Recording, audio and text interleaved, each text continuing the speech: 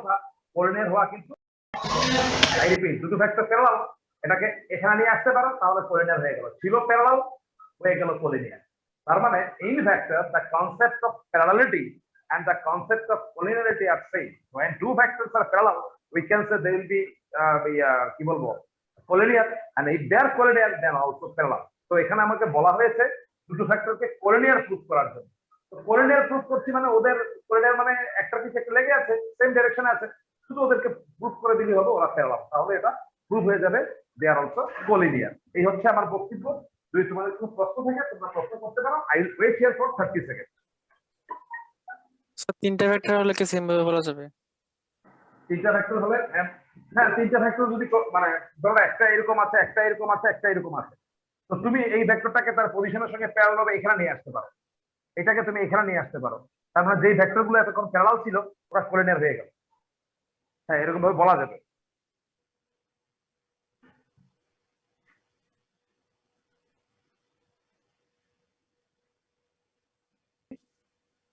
এর বেশি কিছু জানতে চাইছো কিনা বলুন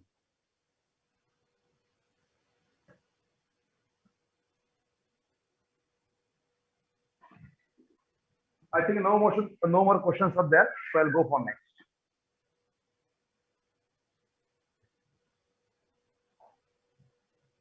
চলো আমরা চলি এখানে আমাদের কোশ্চেন এই মুহূর্তে আমরা যে কোশ্চেনটা সলভ করব সেটা ছিল question number 11 now what is question number 12 question number 12 এ এখানে দেখো একটা ভেক্টর দেখা যাচ্ছে সেখানে বলা আছে একটা ভেক্টর দেওয়া আছে এটা i + 2j + 3k এটা একটা ভেক্টর বলা হয়েছে find the direction question of the vector আমরা যখন ভেক্টর একদম প্রথম নোট দিয়েছিলাম তখন যে আমরা a1 a2 a3 যে পরিচয় দিয়েছিলাম সেখানে বলেছিলাম a1 a2 a3 are the components of the vector are the projection of the vector are the direction ratio of the vector তার মানে এই যে a1 a2 a3 যারা হচ্ছে এখানে 1 2 3 ওরা হচ্ছে এই ভেক্টরটার direction ratio of the vector a so when the direction ratio of a vector a is known then a dc of a will be equal to 1 by root under of this, 2 by root under of this, 3 by root under of this.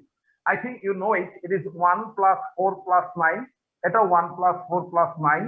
এটা 1 plus 4 plus 9. তোমরা এগুলো জানো আমার বিশ্বাস কারণ direction ratio থেকে direction cosine কি করে পেতে হয় আর ডাইরেকশন কোসাইন থেকে ডাইরেকশন রেশিও কি করে পেতে হয় সেটা তোমাদের নিশ্চয়ই জানা আছে I think from that point of view তোমরা এটা বুঝতে পেরেছো যদি না বুঝো please don't hesitate you just ask me you just throw the question I will definitely call you after question number 12 I will go through question number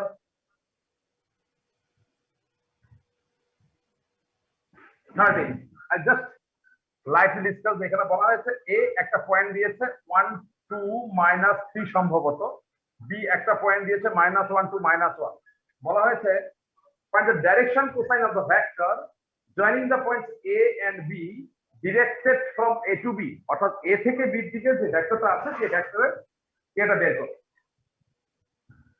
direction cosine method now my dear students you see what is given to you you are given the coordinate of a point as they are written in the first bracket এবং last ডেতে আমি এটা তোমাদেরকে পড়িয়েছিলাম যে a যদি একটা point হয় 2,3 in two dimensional plane you can তার মানে এখানে 2,3 ছিল এই পয়েন্টটা ছিল a তাহলে ওর সাথে a কে যদি জয়েন করো তাহলে OA রিপ্রেজেন্ট করছে কি OA রিপ্রেজেন্ট করছে যে এই পয়েন্টের position vector so what is OA is a vector presenting the position vector of the point A now for the vector OA you see this is 2 and this is 3 মানে এটা হচ্ছে 3 তার মানে এই OA ভেক্টরের ক্ষেত্রে 2 হচ্ছে তার প্রজেকশন অন এক্স অ্যাক্সিস এবং 3 হচ্ছে তার প্রজেকশন অন ওয়াই অ্যাক্সিস তার মানে তাহলে তুমি এই ও ভেক্টরটাকে তুমি 2i + 3j লিখে নিতে পারছো কারণ যেই ভেক্টরের প্রজেকশন গুলো তোমার জানা আছে you can write the expression for the vector তো এই যে ভেক্টর তার কোঅর্ডিনেট ছিল টু ভেক্টর না একটা পয়েন্ট ছিল সেই পয়েন্টটাকে আমি কিভাবে ইন টার্মস অফ ভেক্টরে কনভার্ট করে ফেলেছি সেই পয়েন্টটাকে প্রথমে আমরা সেই পয়েন্টের পজিশন হিসেবে ভেক্টর হিসেবে রিপ্রেজেন্ট করছি তো সেই পয়েন্টের যে কোঅর্ডিনেট তার জিওমেট্রিক্যাল সিগনিফিকেন্স ফলো করলে তাহলে এটা যেহেতু 2 তার মানে এই লাইনটা হচ্ছে 2 আর এই লাইনটা হচ্ছে 3 আর তার মানে এটা হচ্ছে 3 যখন আমরা ও এর ভেক্টরের কথা ভাবছিলাম তখন দেখলাম যে ও এর projection on the X axis 2 হয়ে যাচ্ছে ও এর projection on the Y axis 3 হয়ে যাচ্ছে তার মানে ওর কোঅর্ডিনেট গুলোর সাথে তার ওয়ে ভেক্টরের প্রজেকশনে মিল আছে, ঠিক আছে? মানে কোঅর্ডিনেটর এক্স যেটা সেটাই হচ্ছে প্রজেকশন, কোঅর্ডিনেটর ওয়াই যেটা সেটাই হচ্ছে projection on Y axis. So Y naught we can write OA is equal to 2i plus 3j। Yes. তো এইভাবে আমরা ইন ফিউচারে যদি 2 প্লাস 2 3 1 থাকে তাহলে তাকে লিখে নিব আমরা 2i plus 3j plus k। তো ইন ফিউচারে এভাবেই কিন্তু আমরা 3D এর সঙ্গে ভেক্টরের কোরিলেশন করব, ভেক্টরের সাথে 3D এর কোরিলেশন করব। এরকম অনেক অঙ্ক তুমি পাবে 3 ডাইমেনশনে, এটা কিন্তু জিওমেট্রির অঙ্ক, স্পেসে আছে। তো সেখানে দেখবে আমরা ভেক্টরিয়াল কনসেপ্ট অ্যাপ্লাই করছি, কেন কিভাবে তার বেসিক মানটা কিন্তু এখান থেকে আসছে। তো যাই হোক, আমার এখানে এ দেওয়া ছিল, এটা বি দেওয়া ছিল as a coordinate. As a vector আমরা বলবো ওএ ইজ ইকুয়াল টু দেওয়া আছে i plus 2j minus 3k and OB is equal to এটা দেওয়া আছে। তো তোমাকে বলা হয়েছে এ থেকে বি তে যে রিলেটেড ভেক্টর সেটাকে বের করতে, সেটা হচ্ছে ওবি মাইনাস ওএ বের করে ফেলবে। Once you find OA minus OB, সেখানে something into I plus something into J থাকবে, সামথিং ইনটু কে থাকবে, তখন সেখান থেকে ডিআর টাকে বের করে ফেলবে। ডিআর বের করার পরে তুমি ডিসি বের করে ফেলবে আগেরটার মতো। মানে once you get the vector AB, I think you can easily find his direction ratio as well as direction cosine.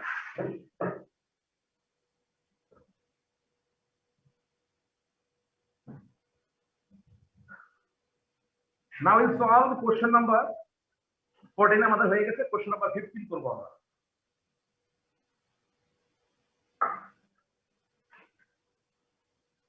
In 15 বলা হয়েছে find the position vector of a point R which divides the line joining 2 points P and Q whose positions are given by this and this respectively in ratio 2:1.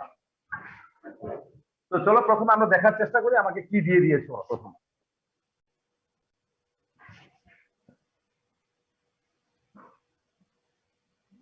First of all, we are given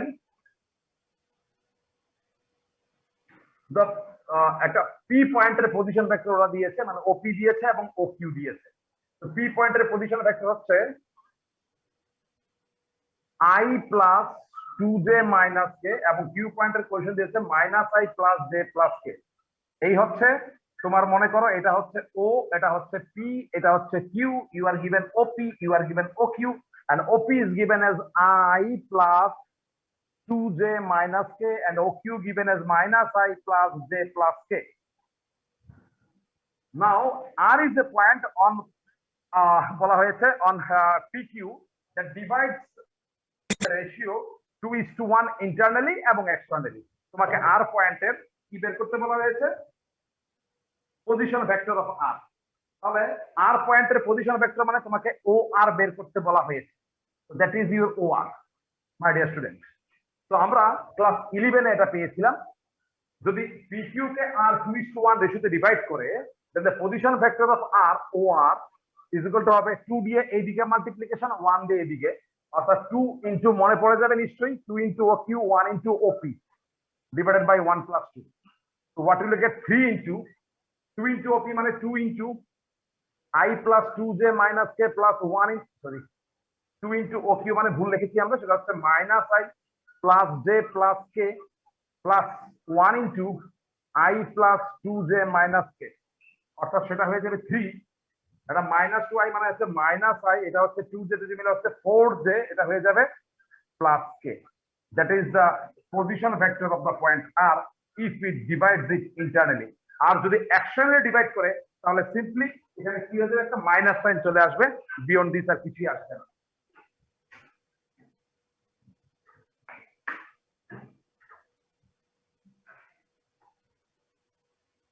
কোনো প্রশ্ন, কোনো query তোমরা throw করবে, এই জন্য বসে থাকি বা একটু ওয়েট করছি, তুমি লিখতে লিখতেও তুমি প্রশ্ন করতে পারো।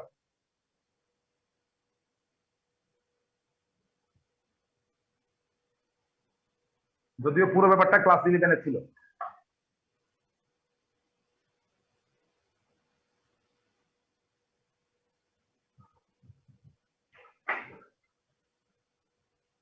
নাও এখানে 15 এর পরে আর কোনো প্রশ্ন নেই। আমরা যখন 10.2 তে 15 এর পরে আমরা যাব,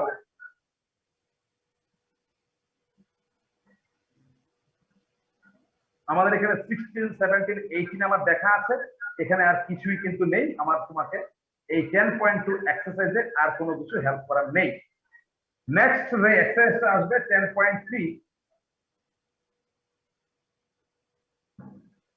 এই যে ওয়েট করলাম, কিসের জন্য ওয়েট করলাম? 10.3টা খোলার জন্য ওয়েট করলাম। 10.3 1 থেকে 5 পর্যন্ত প্রথম যে প্রশ্নগুলো দেখা যাচ্ছে সেখানে প্রত্যেক ক্ষেত্রেই বলা হয়েছে যে এ এবং বি দুটো ভেক্টর। হ্যাঁ, এখানে বলা হয়েছে find the angle between the vectors বলা হয়েছে, কোথাও কোথাও বলা হয়েছে যে find the projection of A vector on another vector. ঠিক আছে, 1 2 3 4 পর্যন্ত এগুলোই গেল। ডট বের করতে বলা হয়েছে, কোথাও অ্যাঙ্গেল বিটুইন টু ভেক্টরস বের করতে বলা হয়েছে, কোথাও প্রজেকশন অফ দ্য ভেক্টরে অন অ্যানাদার ভেক্টর বি বের করতে বলা হয়েছে। এই বিষয়বস্তুর উপরে কোশ্চেন নাম্বার 5 এর যে অঙ্কটা আছে সেটা নিয়ে আমরা গতদিন আলোচনা করেছি, সেটা আরএসএস বইতে আছে। কোশ্চেন নাম্বার 5 এরকম তিনটা ভেক্টর দিয়ে বলেছে so that they are mutually perpendicular to each other.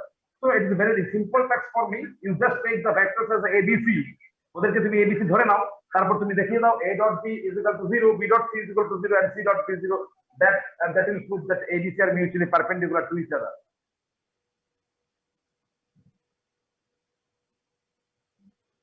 Now exercise আমরা চলে যাব 10.3। যদি সামনের দিকে কন্টিনিউ করি তো সেখানে একমাত্র 11 নাম্বার অঙ্কটাই আমার তোমাকে হেল্প করে দেওয়ার মতো প্রয়োজন আমি বোধ করি। তো কোশ্চেন নাম্বার 11 করে নিলে তারপরে এই এক্সারসাইজের আর কোনো অঙ্ক করার মতো নেই, কারণ সবগুলো টাইপ আমরা তোমাকে সলভ করে দিয়েছি। 11টা এমন কোনো কঠিন অঙ্ক না, কিন্তু দেখতে একটু অন্যরকম লাগছে, তাই আমরা 11টা করার জন্য চেষ্টা করছি। So let's go for question number 11. এখানে দুটো ভেক্টর দেখো একটা স্পেশাল ফর্মে লিখেছে।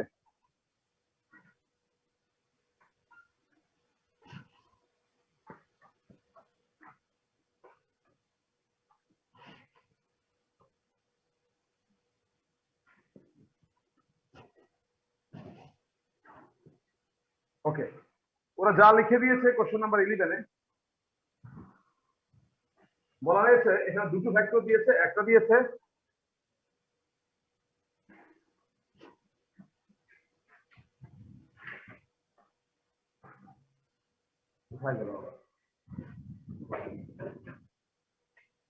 একটা দিয়েছে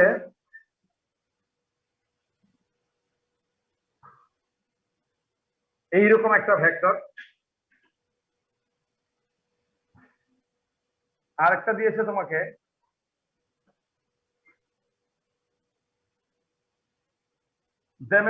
মানে এটা তোমাকে কনফিউজ করতে পারে সেগুলো দিলাম। অ্যাকচুয়ালি মডে একটা কনস্ট্যান্ট, মড বি হচ্ছে একটা কনস্ট্যান্ট, এটা হচ্ছে মডে একটা কনস্ট্যান্ট, আর এখানে হচ্ছে মড বি হচ্ছে একটা কনস্ট্যান্ট। কি প্রুফ করতে বলা হয়েছে? It is required to show that these two vectors are perpendicular to each other. দুটো ভেক্টর পারপেন্ডিকুলার কি করে দেখায়? যদি আমরা প্রুফ করতে পারি দুটো ভেক্টরের ডট 0।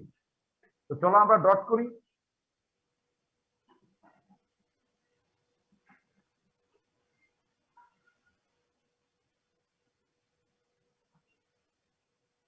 তো মনে আছে আমাদের 2 ইনটু মনে করো 3y, এই দুটো ভেক্টরের মধ্যে ডট করতে হবে।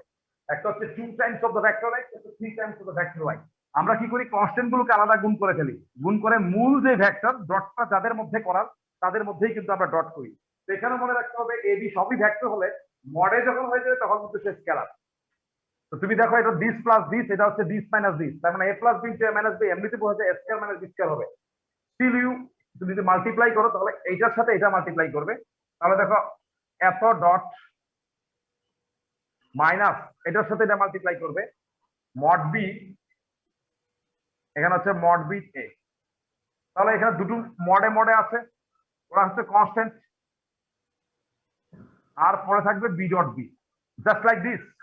এই যে 2x 3y কনস্ট্যান্ট গুলোকে সরিয়ে নিয়েছি, এখানে কনস্ট্যান্ট হচ্ছে দুটোই মডে সরিয়ে নিয়েছি, আর বি এর মধ্যে ডট হচ্ছে। আর এখানে মড বি দুটোই কনস্ট্যান্ট, আমরা মড বি দুটোকে সরিয়ে দিচ্ছি, আর এ আর এর মধ্যে বেসিক্যালি ডট হচ্ছে। এটা হয়ে গেল মড বি স্কয়ার, আর এ ডট হচ্ছে mod square, so that it becomes 0. Therefore x is perpendicular to y.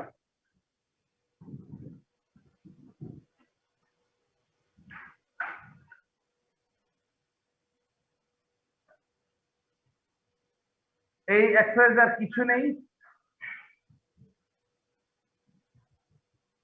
10.4 পুরোটা আমি দেখেছি, 10.4 এর কিছু নাই, তোমরা একদম সরাসরি মিসলিনিয়াস এক্সারসাইজে চলে যাও।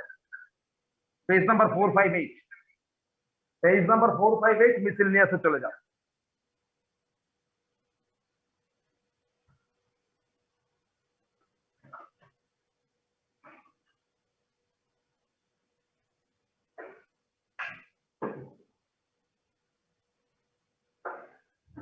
এখানে যেটা প্রথম যে কোশ্চেনটা দেখা যাচ্ছে কোশ্চেন নাম্বার 1, সেখানে বলা হয়েছে রাইট ডাউন এ ইউনিট ভেক্টর,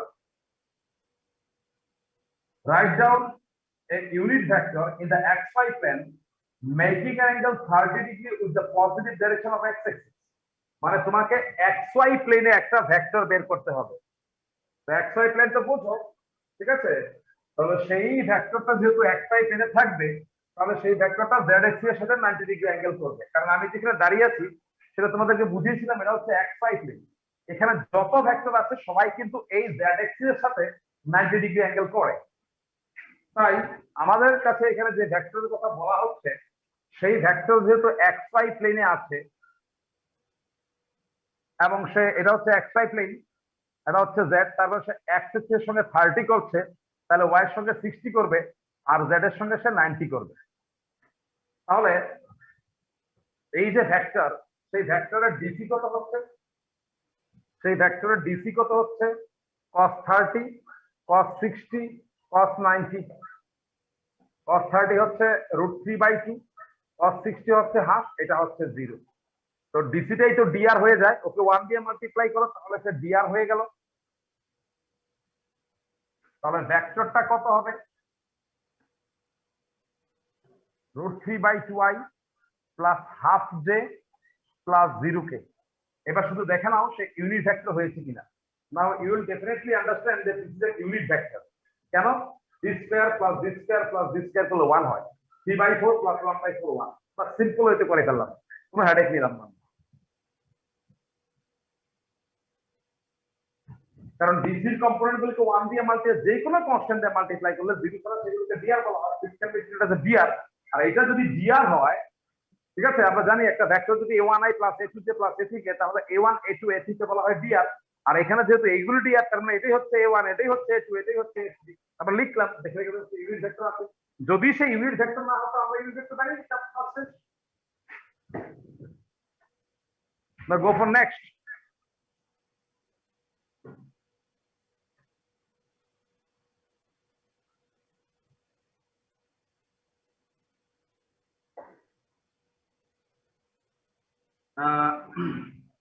Question number 2 তে বলা হয়েছে the scalar components and the magnitude of the vector joining the point this and this। দুটো পয়েন্ট দিয়েছে, একটা x1 y z1 আর একটা দিয়েছে x2 y2 z2।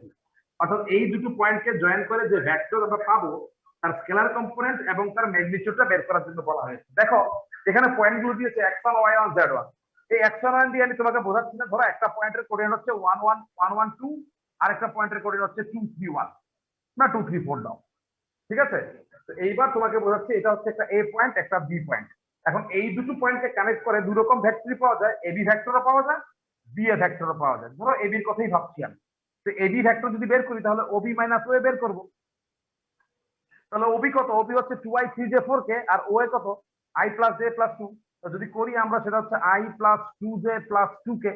এখন আমাদের ভেক্টরটা পেয়ে গেলাম। এবার শুধু কাজ হচ্ছে এই ভেক্টরের ডাইরেকশন ইয়া কত, ম্যাগনিটিউড কত বের করা।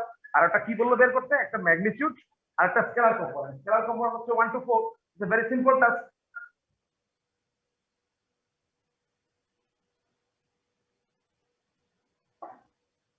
কোশ্চেন নাম্বার 4 আজকে করালাম।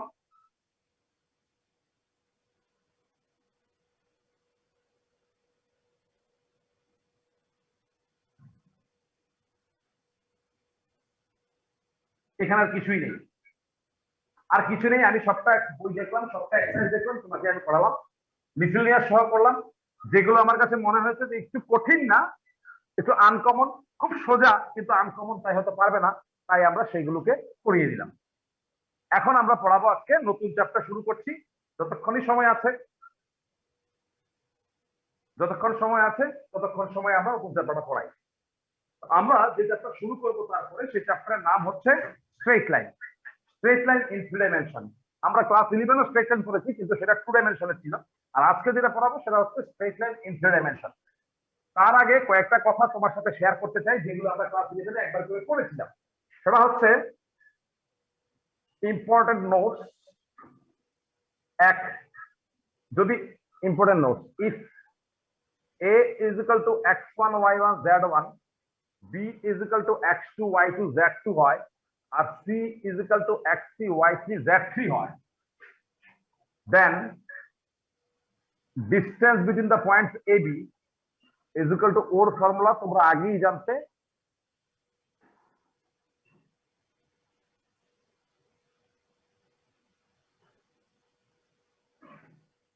তার স্কোয়ার রুট। নাম্বার 2 হচ্ছে area of triangle, half into A B cross AC করে দেবে। এই যে ভেক্টর চলে আসলো, কি করে ভেক্টর চলে আসলো? এখানে এ তো তোমাকে দিয়ে দিয়েছে এক্স আই, এ পয়েন্টের কোঅর্ডিনেট দিয়েছে তারা x1 y1 z1, তার মানে ওয়ে ভেক্টরটাকে লিখে দেবে তুমি x1i plus y1j plus z1k এরকম ভাবে লিখে দেবে। তারপর ওবি ভেক্টরটাও লিখে দেবে, সেখান থেকে এবি ভেক্টরটা বের করে ফেলবে। তার মানে মনে রাখবে 2 ডাইমেনশনে অর্থাৎ ক্লাস 10 এ আমরা কিন্তু জানতাম বা করেছি আমরা কি করে একটা ট্রায়াঙ্গেলের এরিয়া বের করা হয় 2 ডাইমেনশনে, কিন্তু ক্লাস 11 এ আমাদের কিন্তু 11 না সরি 12 এ বা 11 এ যখন 3D করেছিলাম সেখানে কিন্তু এরিয়া অফ ট্রায়াঙ্গেল বের করার কোনো ফর্মুলা ছিল না in 3 ডাইমেনশনে। This is the first time you are getting the formula or the process by which you will be able to know the area of a triangle in space in 3 dimension. 3 dimension যখন area of a triangle having 3 vertices like this given to you, you just find half of AB cross AC. It is again the concept taken from vector. তোমাকে AB cross AC করতে হবে, তার জন্য এরও আছে, সেখান থেকে OA ভেক্টর লিখে নাও, OB ভেক্টর লিখে নাও, OC ভেক্টর লিখে নাও, সেগুলো বের করে ABAC বের করে সেভাবে করবে। Note number 3, if area of triangle ABC is equal to 0, then ABC collinear. Number 4, if R divides AB in ratio m:n, then R is equal to coordinate of R 3 dimension 3টা point হবে। অর্থাৎ আমি বলতে চাইছি যে এ হচ্ছে এই point x1 y1 z1, এটা হচ্ছে এ পয়েন্ট, বি হচ্ছে তোমার x2 y2 z2। যদি আর পয়েন্ট ওকে m:n রেশিওতে ডিভাইড করে তাহলে আর পয়েন্টের কোঅর্ডিনেট আমরা যে বের করব, মনে আছে তো নিশ্চয়ই, এম দিয়ে ওইদিকে মাল্টিপ্লাই করতে হয়, এম দিয়ে এদিকে মাল্টিপ্লাই করতে হয়, এবং সেইটি যখন কনসিডার করব তখন হবে M x2 plus M x1, M y2 plus N y1, M z2 plus N z1, নিচে এখানে এম প্লাস এন, এখানে এম প্লাস এন, এখানে M plus N.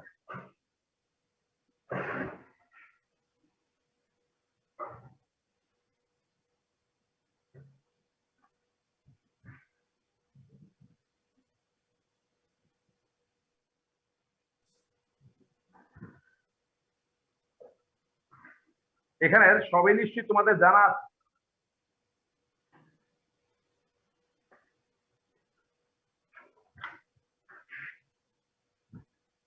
Now get ready for writing 5th point.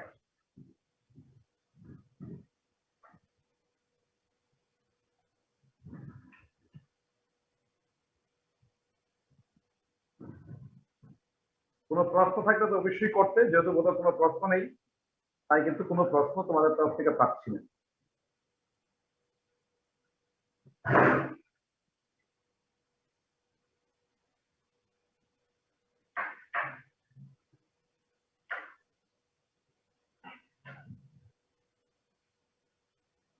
Now 5 number point লেখার জন্য ready হও।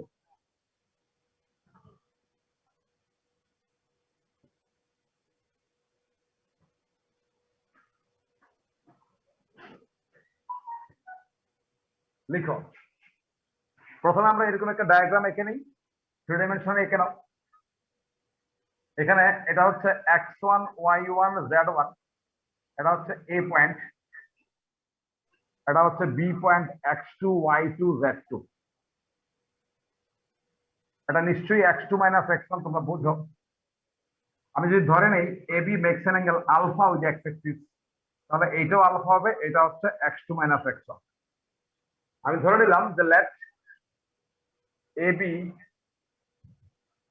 Makes alpha beta gamma with axes, therefore DC হচ্ছে cos alpha, cos beta, cos gamma. Now, from figure, আমরা লিখতে পারি x2 minus x1 by AB is equal to cos alpha. Therefore, x2 minus x1 is equal to হচ্ছে AB cos alpha. Similarly, y2 minus y1 আবার z2 minus z1 will be equal to cos beta, cos gamma. তাহলে DC of AB সেটা ছিল cos alpha, cos beta, cos gamma. তাহলে DR of AB দাঁড়িয়ে গেল কত? দেখো প্রত্যেক ক্ষেত্রে দেখো cos alpha, cos beta, cos গামাকে যদি তুমি এবি লেংথ দিয়ে মাল্টিপ্লাই করো, তো as you multiply cos alpha plus cos beta cos gamma by some constant, আমরা জানি যে ডাইরেকশন রেশিও হচ্ছে ডাইরেকশন কোসাইনের সঙ্গে প্রপোর্শনাল, তিনটে নাম্বারকে বলা হয় direction ratio, and the direction ratio can be obtained from direction ratio just by multiplying the components of dc by a constant. এগুলো ছিল ডিসি, তাদের প্রত্যেককে যদি আমি এই এবির লেংথ দিয়ে মাল্টিপ্লাই করি, তাহলে এবি cos আলফা, এই যে এবি cos বিটা, এই যে এবি cos গামা, এগুলো কি হয়ে যাবে? এগুলো হয়ে যাবে ডিআর অফ এবি, তাই তো? তার মানে আমার ডিআর অফ এবি কি দাঁড়ালো? ডিআর অফ এবি দাঁড়ালো কি? এই দেখো, তাহলে এই যে এবি cos আলফাকে আমরা কি বলতে পারি? x2 minus x1, y2 minus y1, z2 minus z1, অর্থাৎ এইগুলো হয়ে গেল x2 minus x1, y2 minus y1, z2 minus z1। তো তুমি কি বুঝতে পারলে যে যদি আমরা দুটো সিচুয়েশনে ডাইরেকশন রেশিও বের করতে পারি, এক হচ্ছে ডাইরেকশন কম্পোনেন্ট জানা আছে, ওদেরকে কোনো কনস্ট্যান্ট দিয়ে মাল্টিপ্লাই করো, ডিআর বেরিয়ে যায়। আরেকটা সিচুয়েশন আছে, if you know the coordinate of any two point on a line such as a and b তোমার জানা আছে, then by the difference of their components of the coordinates you can find the direction ratio of the line segment. যেমন আমরা এখানে ab direction ratio বের করার জন্য a এবং b এর কোঅর্ডিনেটের যে কম্পোনেন্ট গুলো ছিল, একটা থেকে একটা সাবট্রাক্ট করে দিই, x2 - x1, y2 - y1, z2 - z1, আর এইটা করে আমরা যা পেয়েছি সেটা হচ্ছে ডাইরেকশন রেশিও অফ a। তার মানে এটা খুব ভালো করে মনে রাখবে, এটা খুব কম ইউজ হয়, ইট ইজ ভেরি ইম্পর্টেন্ট যে এ যত কোনো লাইন সেগমেন্টের উপর দুটো পয়েন্টের কোঅর্ডিনেট জানা থাকে, ওদেরকে সাবট্রাক্ট করে আমরা যেগুলো পাবো সেগুলো কমা কমা দিয়ে সেকেন্ড প্যাটার্ন লিখলে সেটা ওই লাইন সেগমেন্টের ডাইরেকশন রেশিওকে সিগনিফাই করে।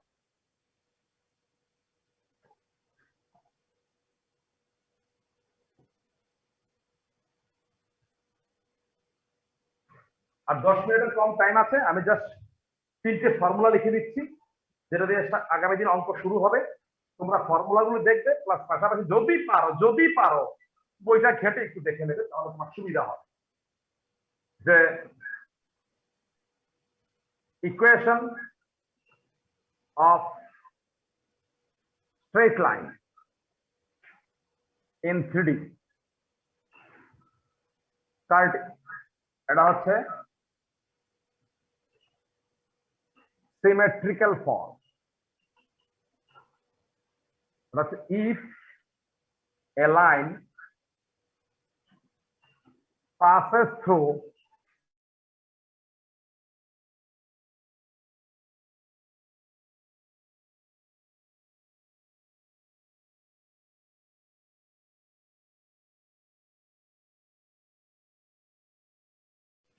element will be x minus x1 by L, z minus z1 by L. এইটাকে বলা হয় কোন স্পেসের কোন স্ট্রেট লাইনের symmetrical form. What is the information about it? You will apply this form of straight line x1 y1 and its direction ratio is element, then we will apply this. This is the formula. If we take a point lambda, a constant here, আমরা একটা note দিচ্ছি এখানে, any point on the line can be taken as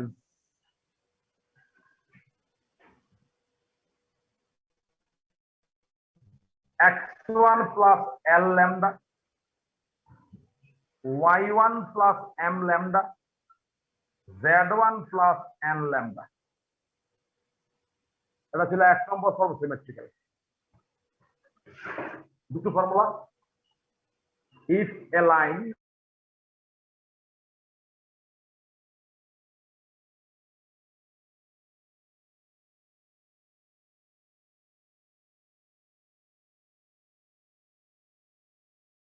equation x minus x1 by x2 minus x1, y minus y1 by y2 minus y1, z minus z1 by z2 minus z1. This is another form of equation. সময় একদম কমে গেছে, তাই একটু তাড়াহুড়া করছি।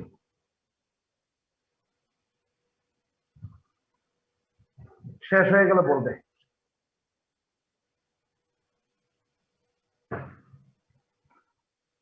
হয়েছে sir. ঠিক আছে, you just wait, আমি বলছি এখন।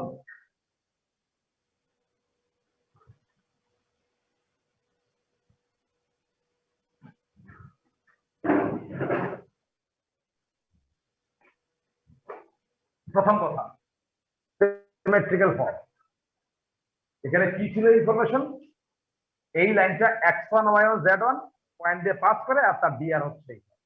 আর সেকেন্ড ফর্মে ছিল এই লাইনটা x1 y1 z1 এবং x2 y2 z2 পয়েন্ট দিয়ে পাস করে।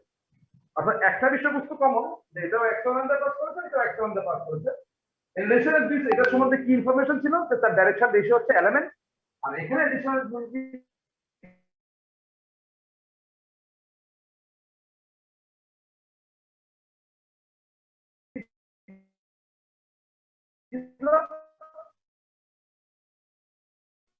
the x2 y2 z1, the this condition, the equation of straight line টা তো এরকমই হওয়ার কথা।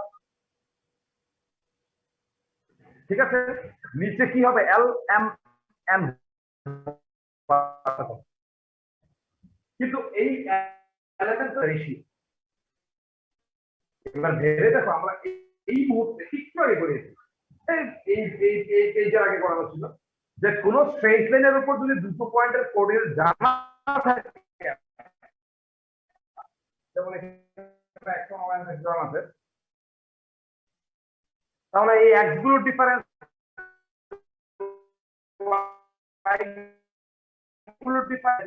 কমা কমা দিয়ে y2 minus y1 এখানে হয়ে যাবে z2 minus z1।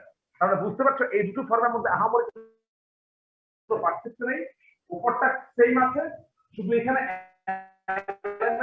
ডিআর ছিল। এই গেল তোমার এই ফর্মটা।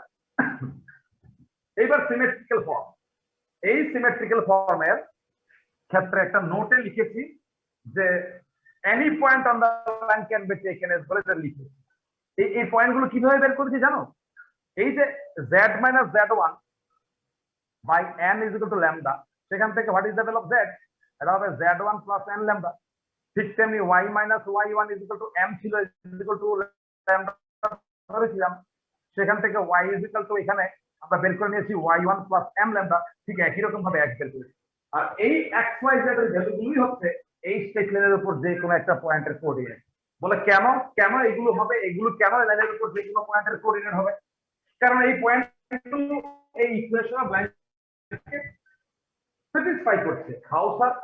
চলো এইখানে যদি তুমি x এর এই ভ্যালুটা বসিয়ে দাও, x এর জায়গায়, তাহলে তুমি বসাবে x1 plus l lambda minus x1 by l।